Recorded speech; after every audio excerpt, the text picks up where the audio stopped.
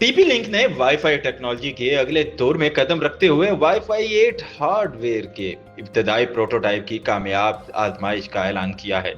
अगरचे टेस्ट की तफसीलात जाहिर नहीं की गई, लेकिन कंपनी का कहना है कि वाईफाई 8 यानी 802.11 बीएन की डाटा ट्रांसफर सलाहियत मुस्तकबिल की तेज रफ्तार और मुस्तहकम कनेक्शन वाली डिवाइसेस की झलक पेश करती है। ये प्रोटोटाइप इंडस्ट्री पार्टनर्स के इश्तराक से तैयार किया गया है और इम्कान है कि वाईफाई 8 स्टैंडर्ड्स की बाज़ाब्ता मंजूरी से पहले ही इस टेक्नोलॉजी पर मबनी डिवाइसेस मार्केट में आ जाएंगी। माहिरीन के मुताबिक वाईफाई 8 में भी 2.4, 5 और 6 गीगाहर्ट्ज बैंड इस्तेमाल होंगे, जो 23 जीबीपीएस तक की रफ्तार फराहम करेंगे।